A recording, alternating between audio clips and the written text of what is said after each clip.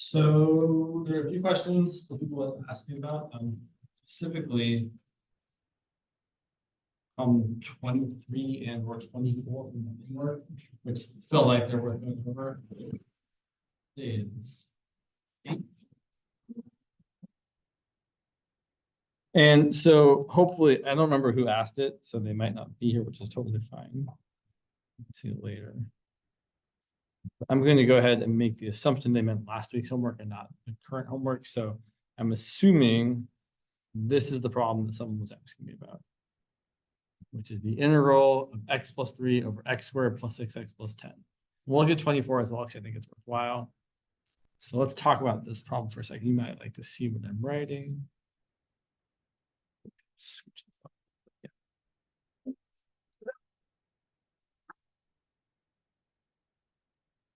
So when you see something like this, a couple ways to go here. But what I would probably look for first is there a u substitution? So I would try letting u equal the denominator. So u is x squared plus 6x plus 10. And the du here, the derivative of that is 2x plus 6 times dx. And it's worth noting here that that is exactly a multiple of what we have in the numerator. So if you want to make it look exactly like what we have, you could divide both sides by 2 and say that, or multiply both sides by 1/2 and say that 1/2 times du is equal to 1/2 times 2x plus 6 dx. So in other words, 1/2 times du is equal to x plus 3 times dx. This is the way I've always liked to do it. Some other people would prefer to solve for dx. So let me actually show both ways of kind of approaching this. They're really the same. It's just a slightly different perspective on the step you're taking. My preferred method is to say, oh, I've got the following. I've got the integral of 1 over x squared plus 6x plus 10 times x plus 3 dx.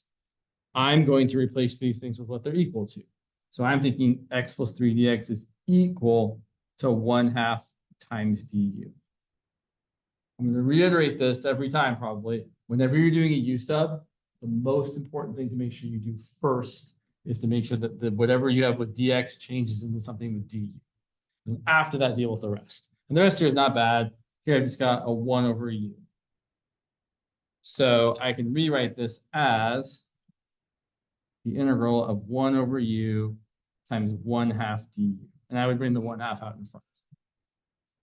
Alternatively, if you prefer, you can start by saying, I'm just going to replace, I'm going to actually take this equation here and solve for dx. I don't love doing it this way, but a lot of people do. I'm going to write this as du over 2x plus 6 equal to dx. And then rewriting this by just first replacing dx with what it's equal to. This is going to be the integral of x plus 3 over x squared plus 6x plus 10 times, instead of writing dx, I'm going to write du over, and I'm going to factor out the 2 here to make my life a little bit easier. Instead of writing 2x plus 6, I'm going to write 2 times x plus 3. Because the idea here is that the thing in the denominator there needs to cancel out. If it doesn't, then doing it this way doesn't usually work that well. But then I've got du over x squared plus 6x plus 10 times 2. I still need to change everything else to be in terms of u. So I'm going to replace the x squared plus 6x plus 10 with u. And I'm going to get 1 over u times du over 2, which is essentially the same as that. So either way you slice it, you're integrating, you're doing 1/2 of the integral of 1 over u du, which then becomes 1/2 natural log of the absolute value of u plus c, which then becomes 1/2 natural log of the absolute value of x squared plus 6x plus 10 plus c. And I would generally say that when you're doing an integral, if you should always look for a u substitution, if it's not just a straightforward integral, because usually u substitution is one of the easier things to do.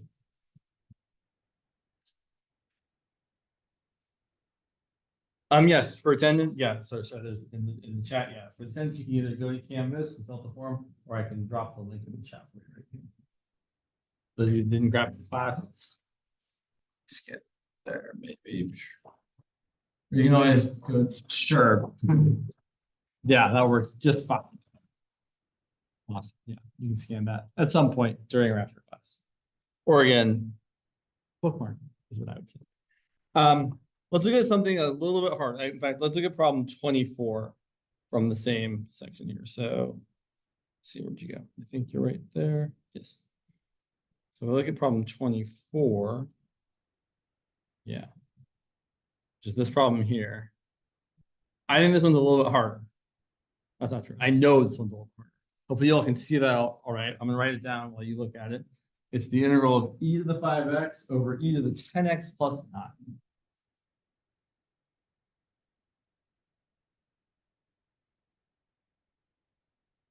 Okay, so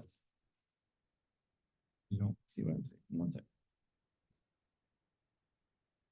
So what makes this hard? Well, there's not what I would call an obvious u substitution.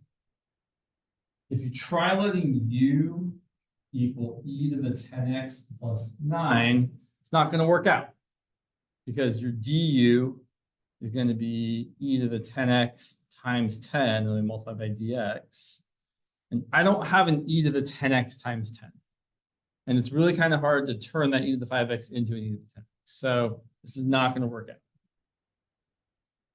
I would really like for my du to be essentially e to the 5x. So what I really want, I want my du to be something like what I have in the numerator.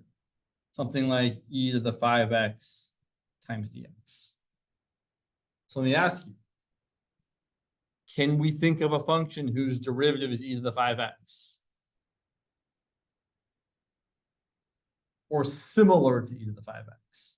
Well, if the derivative of e to the 10x is e to the 10x times 10, what might be a good choice for something whose derivative will be close to e to the 5x?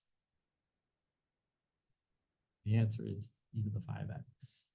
So if we let u equal e to the 5x, which might seem like it's coming out of left field a little bit, we make this choice not because we see that explicitly, although we do see it right there, but because the derivative is e to the 5x times 5, and then we throw on a dx. And actually, this problem is a prime example of why I think it's really important to make sure you change dx into du first. This e to the 5x here should not get replaced by u. Even though u is equal to e to the 5x, that e to the 5x has to go with the dx there to deal with this dx du transformation. So I'm going to think of this as 1/5 times du equal to e to the 5x times dx. And I'm going to say, oh, look, okay, e to the 5x times dx right there. That's equal to 1/5 du. Great, we've dealt with the hard part. Now we have to deal with the rest. Okay, e to the 10x. I can do something to e to the 5x to turn it into e to the 10x. I can square it. So if u is equal to e to the 5x, then u squared is equal to e to the 5x squared, which is just e to the 5x times e to the 5x, which is e to the 10x. So this denominator part here is going to be u squared plus 9. Interesting. So then we're going to rewrite this as the integral of 1/5 du over u squared plus 9. Or maybe written in a slightly more normal looking way. We might put the 1/5 out in front. We might not put the du on top and just put a 1 on top instead, although either way is fine. U squared plus 9 on the bottom and du over here. And then you have to know what the antiderivative of 1 over u squared plus 9 is, which is not the natural log of u squared plus 9. It's the arctangent function. So I think she said something about this in class on Friday because someone was telling me about it. In general, if you are finding the antiderivative of 1 over u squared plus a squared, where u is the variable and a is any constant, like 5 or 7 or 3, then this is going to equal 1 over a times the inverse tangent of u over a plus c. Or as I would prefer to write it, 1 over a times the arc tangent of u over a. Let's see. Either way is acceptable. It's a different way of writing the same function. So then this is going to end up being 1/5 times. So my u is my u, and my a value is going to be 3 here, because it's 1 over u squared plus 3 squared. So we're going to get u over 3 times the arc tangent of, sorry, not u over 3, apologies. This should be a 1 over 3, not a u over 3. The 1 over 3 times the arc tangent of u over 3 plus c. And then finally, we have to end with the variable we started with. We started with x's, we have to end with x's. So we're going to get 1/5 times 1/3 is 1/15 arc tangent of e to the 5x. That was my u, right? Yeah, e to the 5x over 3 plus c. So sometimes you use substitution. It's not always the most kind of glaringly obvious seeming thing for your choice of u, or the choice of u whose derivative we know is showing up in the interval. Any questions about either of those examples before we do some word problems?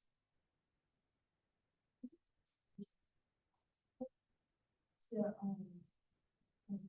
make the e to the 5x its inverse, so you should use a triangle. Like multiply the top and bottom by e to the negative 5x. That's something you can always try. I don't know if it's going to work out here, because if we did that, here's what would happen. But I'm pretty, knowing what the answer is, I'm pretty sure that's not going to help us. But if I did that, I would have e to the 5x over e to the 10x plus 9 times e to the negative 5x over e to the negative 5x. And that's going to give me the integral of e to the 0, which is 1. E to the 10x times e to the negative 5x is going to be e to the 5x, and 9 times e to the negative 5x is just 9 e to the negative 5x. Oh, you also need to. If you do it to the top, you got to do it to the bottom. You have to do it to everything.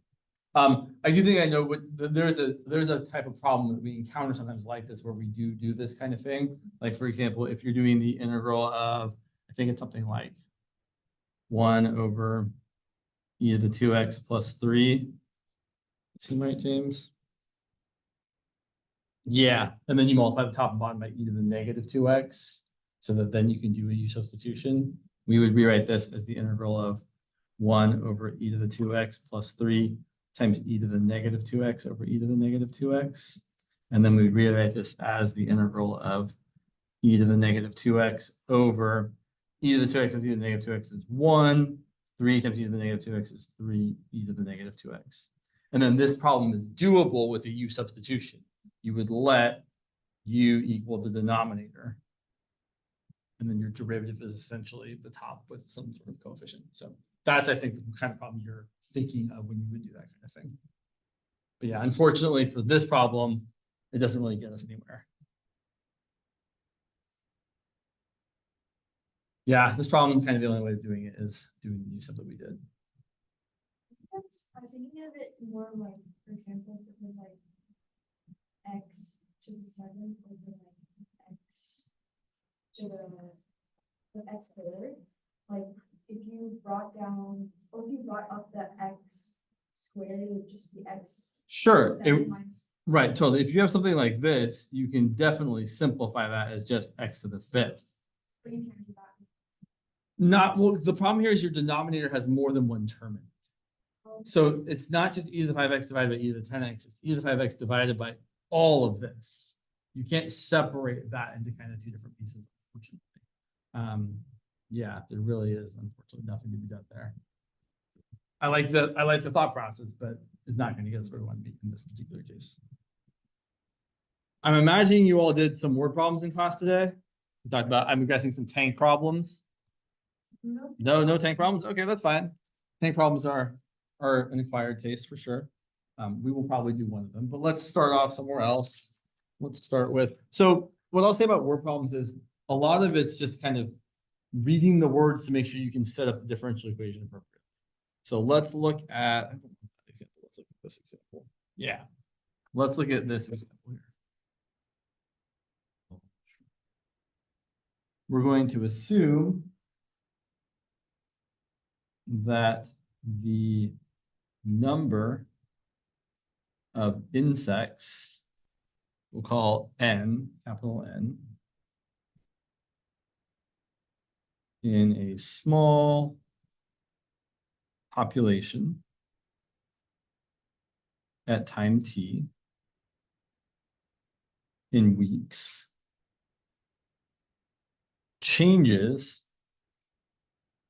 at a rate proportional to the square of the number of insects present.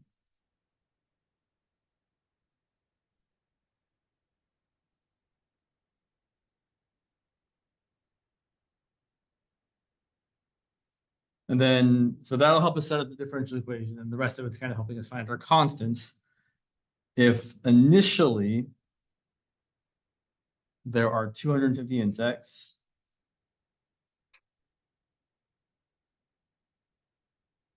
and after 3 weeks, there are 420, how many will we expect after 7 weeks?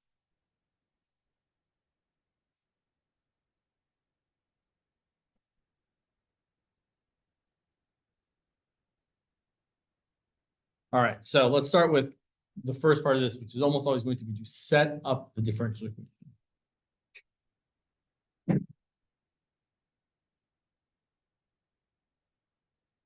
So when I'm doing this, I'm specifically looking for words that say rate of change. So I see right here, the number of insects in the small population changes at a rate. Great. So this changes at a rate. That's my d something dt. In this particular problem, dn dt. So we know that dn dt, that's the rate of change of n, the number of insects, is proportional to the square of the number of insects present. Proportional to just means a multiple of. So when you see the words proportional to, that just means multiple of. So when I'm writing my differential equation, I'm going to say, okay, the rate of change is a multiple of, I'm going to pick k for my constant. You can pick any letter you want, but k is pretty typical, or c. And then it's a multiple of the square of the number of insects present. So it's going to be a multiple of n squared. There's our differential equation.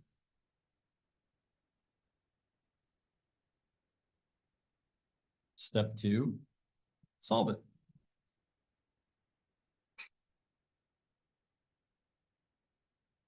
So to solve a differential equation, it's either going to be one of two things. And you should really take this to heart. When you're solving it, it's either going to be separation of variables, which I would always look for first. And if it's not separation, it's going to be first order linear.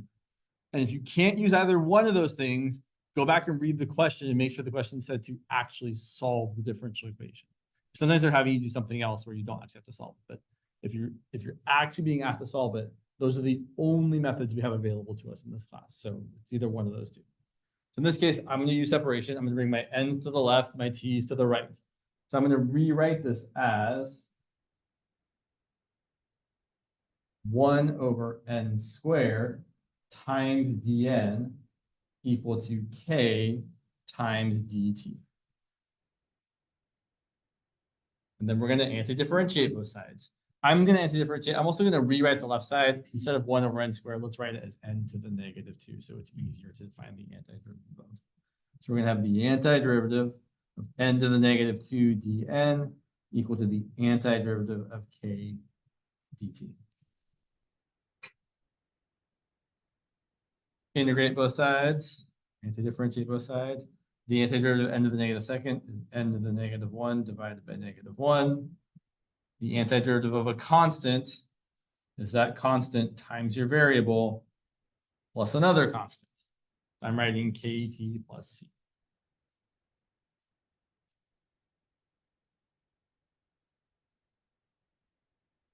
And here's where I always kind of, it's not always clear when the best time to solve for a constant is. We know that, in fact, let's go ahead and write this down. Let's go a little bit further here. So we want to solve for n and also find our constants C and K. So currently we have the following equation. We have n to the -1 divided by -1 equal to KT plus C. We also have some initial conditions. We know that initially at time equals 0, there are 250 insects. So we know that when, and I often like making a table like this. We know that when time is 0, n is 250. We know that when time is 3 weeks later, n is 420. I'd rather not deal with writing 250 to the negative first power or 1 over 250. I'm going to try and solve for n first here to make the arithmetic a little bit easier. So first things first, let's multiply both sides by -1. Now watch. When I multiply both sides by -1, on the left, I'm going to have n to the -1. On the right-hand side, nothing's going to change. -1 times k, -1 times a constant is still a constant. So we're just going to write k times t again. And -1 times c is still a constant. So we're just going to write plus c. You could totally write negative kt minus c if that felt more comfortable to you, but it doesn't really matter which way you do. And then we have 1 over n equal to kt plus c. So solving for n, which might be the wrong call here, but I kind of like to do it anyway. If I take the reciprocal of both sides, n is equal to 1 over kt plus c. And maybe I probably chose wrong, or I probably went too far. Now I'm going to try and find my c and my k values. So it probably looks like actually plugging into this equation is the better choice when I'm trying to find k and c. So let's go ahead and plug in our first initial condition. If I plug in t equals 0 and n equals 250, I'm going to get 1 over 250 equal to k times 0 plus c. Well, that's great. I got c. C is 1 over 250. And then I'm going to plug in the other initial condition along with the fact that c equals 1 over 250 to find k. So, and this is probably going to get a little bit messy. I plug in t equals 3, and n equals 420, and c equals 1 over 250. I'm going to get 1 over 420 equal to k, which I'm trying to find, times 3 plus c, which is 1 over 250. Oh, it's terrible. But we can do it. So then, yeah. Okay. So 1 over 420 minus 1 over 250, that seems terrible, is equal to 3 times k. So k is going to be whatever that ends up being. Interesting. It's fine. Yeah. It's terrible. I don't want to do that. I guess we can though. So if we were doing this, we would multiply it. Oh, gosh, this feels awful. Anyway, so multiplying this by 250 over 250. So 250 over 420 times 250. They don't turn into very nice decimals. If it was divided by 100, sure. But 1 over 420 is not a particularly nice decimal because there's a factor of 7 in it. You are right. 1 over 250 actually turns into a decimal really nicely because it's 4 over 1,000, which would be 0.004. But this 1 over 420 is not. I'm not super worried about this part of it. I'll just point out we get something like this.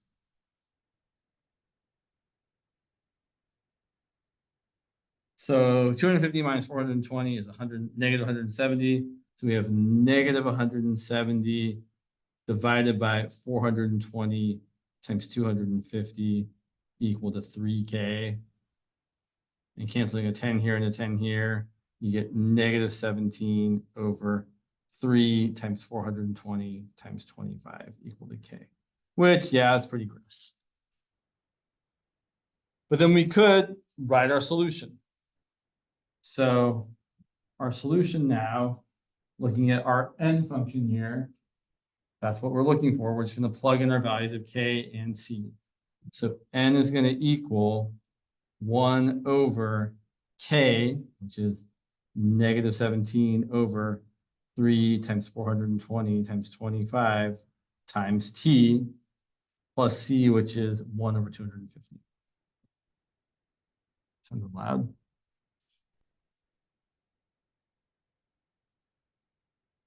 Yes, you can make that look a lot nicer.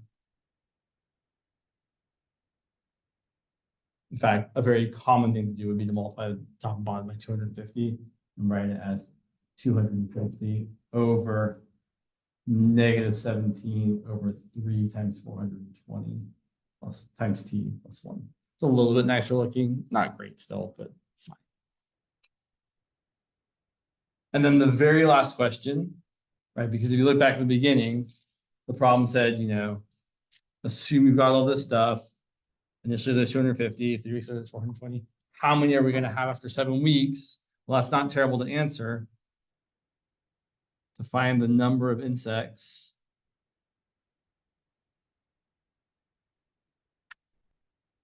after 7 weeks, we're just going to plug in t equal to 7.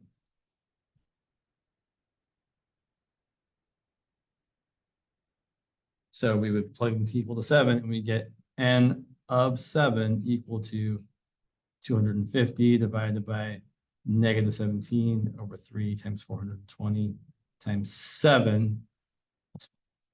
And then you could simplify that. It comes out to be approximately 4,500. But again, that's not, in my opinion, really the point of the question. The point or the challenging parts of this are the setup and the solving. Plugging in values at the end after you've done all the other stuff is less interesting. So questions about any of this process that we've done? Yeah. Wait, so the final answer is it has 3 times 4 times 20. Right. The other one have 3. So I multiplied both the top and bottom by 250 to get this version of it here. So when I multiplied this part by 250, I got 1. Multiply this by 250, the 25 and the 10. Oh, you're right. I meant to cancel that factor of 10 and I did not. I even said it in my brain. Obviously, I missed it. That should be a 3 times 42, not a 3 times 420. Good call. Thank you. You could probably make it even look nicer, but yeah. In fact, yeah, you could make this part actually would simplify pretty nicely. Let's do some more.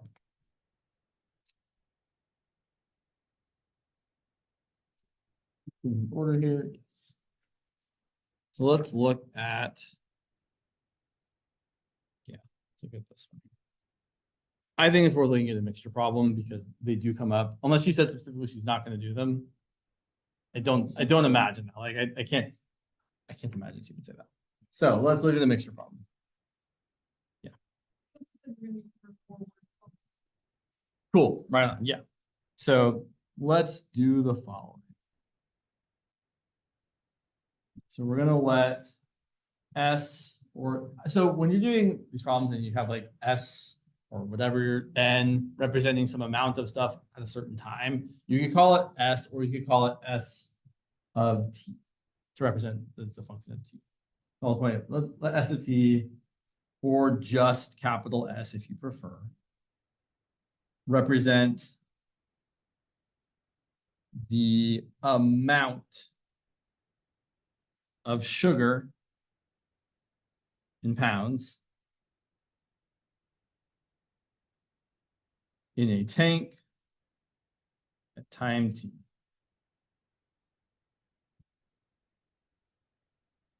T measured in minutes. A solution containing 1/4 pound of sugar per gallon flows into the tank at a rate of 8 gallons per minute.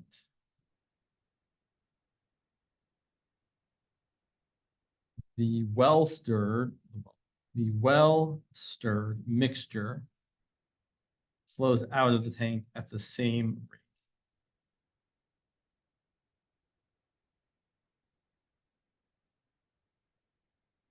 Most tank problems have the amount of volume going in per minute the same as the amount of volume going out, so that the overall volume of the mixture doesn't actually change. However many gallons you're starting into the tank, you're adding 8 gallons per minute at the same moment you're removing 8 gallons per minute, so you're not changing the volume of the tank. Occasionally, you might encounter a tank problem where the amount going in and the amount going out are different volumes per time, and so then you have some other extra factors to consider, but usually it's not something we encounter. Assume the tank initially has 200 gallons of fresh water. So no salt, sorry, no sugar at all.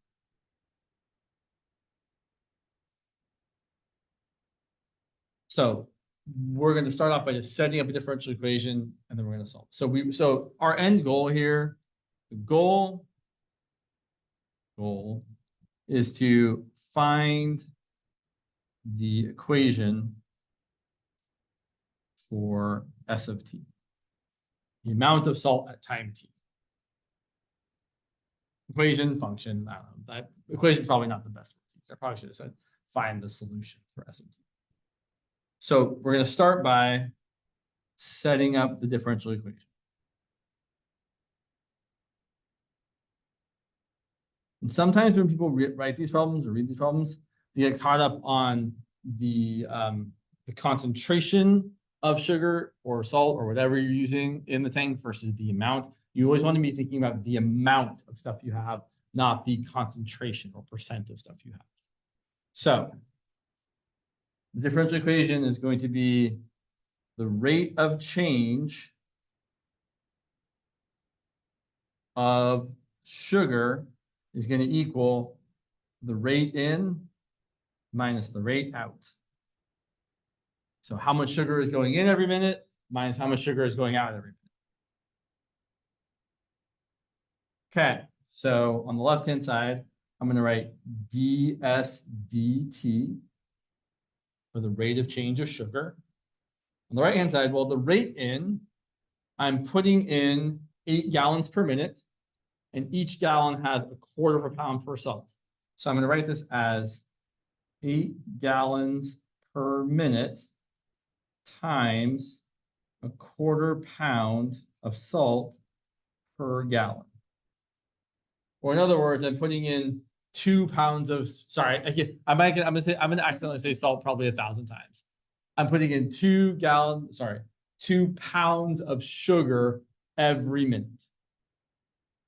How much sugar am I taking out? Well, that's where things get a little more complicated, because in the beginning, there's no sugar in the tank. So you're not taking out any sugar right at the very beginning, but then as you start adding sugar to the tank, you're going to also be removing it because you're mixing it up really well. It's evenly distributed throughout the tank. And so whatever proportion of tank has sugar in it, we're going to be removing 8 gallons from this tank of 200 gallons. So I'm going to set up the same sort of equation.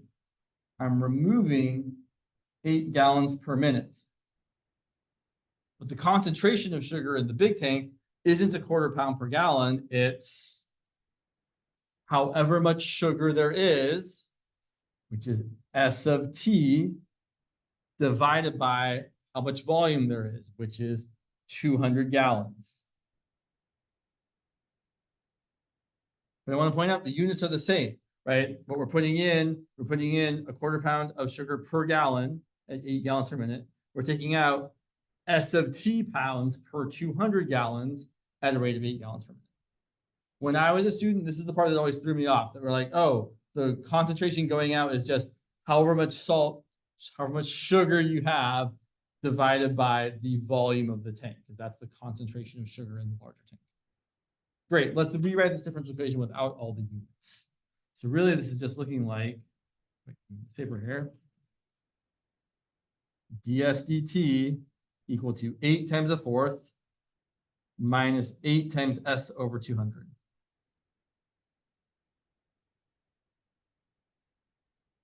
And 8 over 200 reduces to 1 over 25. So you can totally write this as ds dt equal to 2 minus 8 over 25. Sorry, 2 minus 8. Wow, not 8, s. It was supposed to be an s. Goodness gracious. Try that one more time, James. ds dt equals 2 minus 8 over 200 reduces to 1/25. So you have 1/25 times s, or s over 25, whichever way you like. This is an example of a differential equation that you could solve either as a first order linear or as a separation of variables. And I actually feel like it's easier as a first order linear. So let's do it that way, although we will, unlike last class, we will actually do it the other way as well, just so you can see both ways. So let's do it as a first order linear. To do it as a first order linear, you have to write it in the standard way. So it has to be looking like y prime plus p of t times y equal to q of t. Or in our problem, instead of using y, we're using s. So we have s prime equal to 2 minus 1/25 s. I'm going to bring that over to the left-hand side and write this as s prime plus 1/25 s is equal to 2.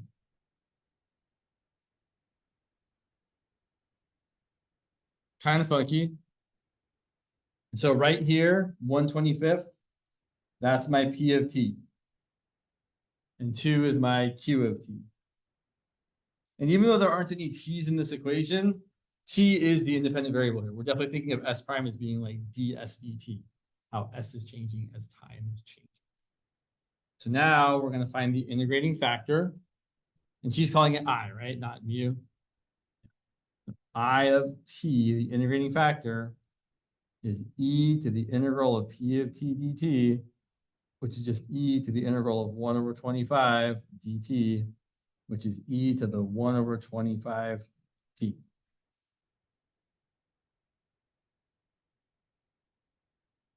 I know last time we did a lot of the integrating factor stuff where we showed all the steps. I'm going to skip it this time. I'm just going to jump to the solution. So it's good to be able to show all the steps, but I want to point out that you can find the solution is always going to be y, or in this case, s of t equal to 1 over the integrating factor times the integral of q times the integrating factor. So if you can find the integral, if you can set it up correctly and find the integrating factor, you can just jump straight to the solution for these first order linear differential equations. I'll say that's with the caveat that unless she asks you to show all the work on an exam, which I don't know if she'll do, but she could. It's certainly not an unreasonable thing to ask. In this case, we're going to say our solution is going to be s of t equal to 1 over e to the 1 over 25t times the integral of q, which was just 2 e to the 1 over 25t. I know I've said it before, I'm going to say it again.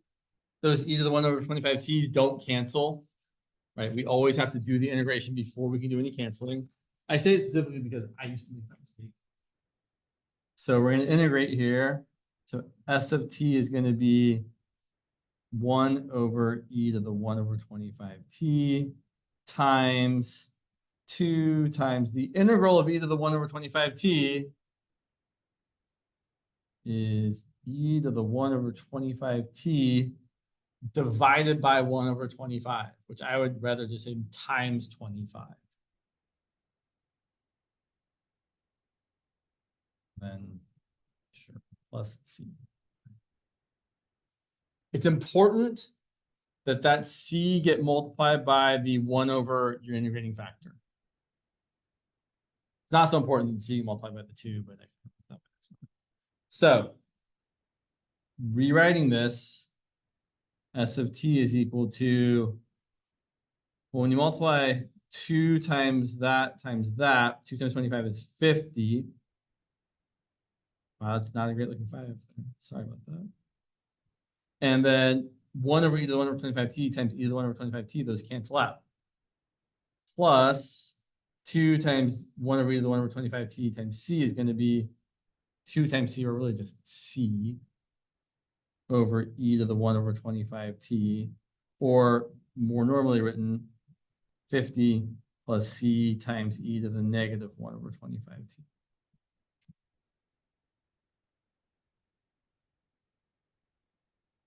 There's our solution. And if we really wanted to, we could check by taking the derivative and then plugging it back in to the differential equation that we started off with, which is way up here, right? We could take the derivative, plug it in there, take the function, plug it in there, and see that it actually does work out.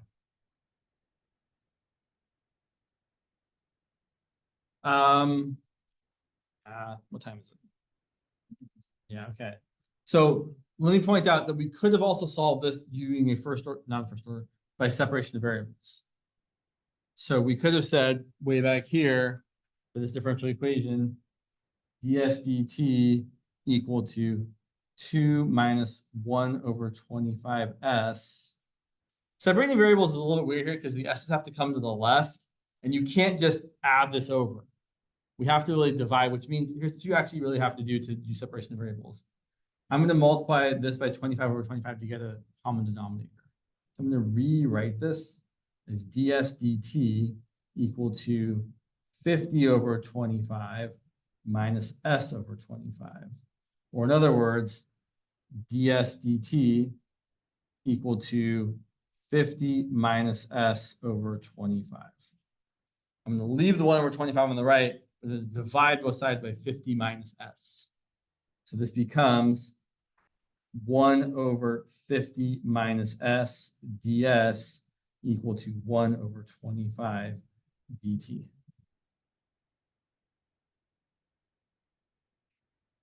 Then we integrate both sides. So we have the integral of 1 over 50 minus s ds equal to the integral of 1 over 25 dt. The right-hand side is going to be 1 over 25t. The left-hand side, what's the integral of 1 over 50 minus s? It's going to be the natural log of the absolute value of 50 minus s, almost. We actually need a negative sign out in front.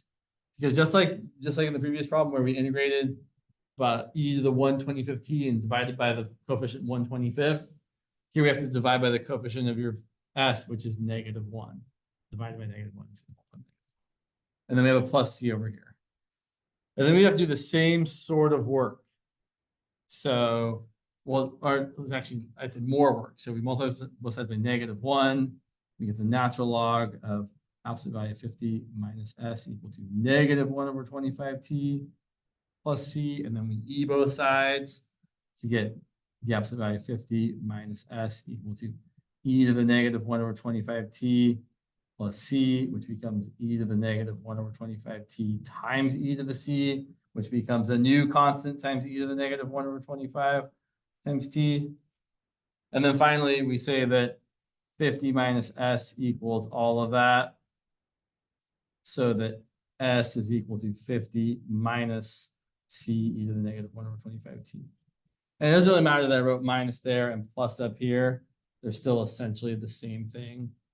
But you can see, at least I personally, and you might disagree, I feel like doing it the second way was worse. I feel like I had to think more and do more to get it done this second. It doesn't actually matter if you think it's like, if you feel like this is better, great, do it that way. Most of the time you won't have an option. The last thing I want to say here, I want to keep my notes in order, is what I really want to do. Sure. So we've got our differential equation. Sorry, we've got our solution to our differential equation, but then we want to actually solve for the constant c. We already know what the initial condition was. So if I want to solve for c, we have to remind ourselves that S is the amount of sugar at time t in the tank. And we started off with no sugar in the tank, right? They said it was a tank of fresh water. So we know that when time equals 0, S equals 0. So plugging those in to this equation here, we can say, oh, 0 is equal to 50 minus C times e to the negative 1/25 times 0 is 0. E to the 0 is 1, C times 1 is C. So 50 minus C equals 0, so we better get C equal to 50. So our particular solution for this actual tank problem is that the amount of salt at time t is going to be 50 minus 50 e to the negative 1/25 t. And I will mention, if we'd instead been using the one that said S was equal to 50 plus C equal to negative 1/25 t, then when we solved this, we would have had 50 plus C equal to 0, and our C would have been negative 50, and still would have worked out just the same. Two things we can ask here. You can either ask, how much sugar is there after a certain amount of time? So like, for example, we could ask, how much sugar after 1.5 hours?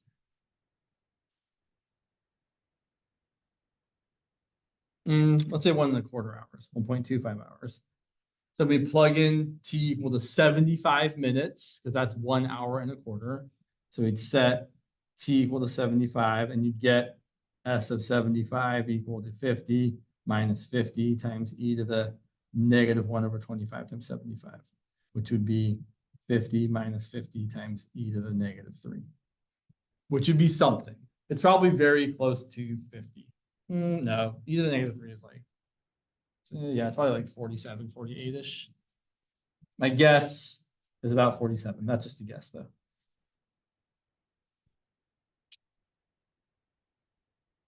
So we could also ask, how long does it take to get to a certain amount? But here's the interesting thing, I think, that I would ask about if I was a teacher.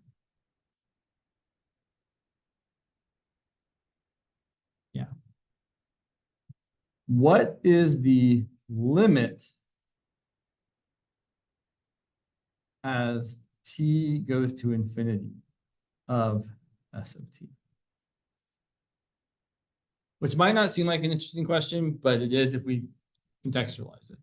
Well, let's see here. So if I take the limit as t goes to infinity of 50 minus 50 e to the negative 1/25 t. I'm never good at remembering. So I'm thinking about just plugging in infinity. If I do this, I've got e to the negative infinity, which I'm never really great at remembering that that's going to get closer and closer to 0. I would much rather think of this as the limit as t goes to infinity of 50 minus 50 over e to the positive 1/25 t.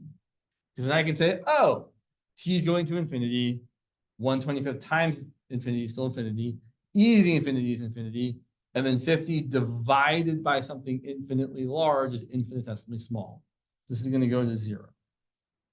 Which means if we start this tank off with 0 pounds of salt, sugar, 0 pounds of sugar in it, and we let this process go on and on and on and on and on, we get closer and closer and closer to having 50 pounds of sugar, which might not sound interesting until you remember that the tank started off with 200 gallons of water in it, meaning that as time goes on, the concentration of the tank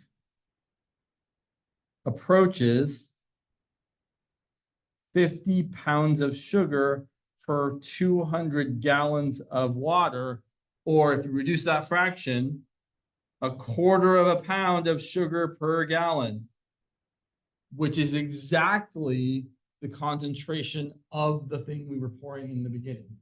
And that's not a coincidence. In fact, if you do another tank problem like this and they ask you a question like this at the end, the answer to this end question is that the concentration always gets closer and closer and closer to the concentration of whatever you're pouring into the tank, which is kind of interesting, I think. You'd have to let it go on for a while, but eventually it works out that way. All right, it is 2 o'clock. I should stop talking.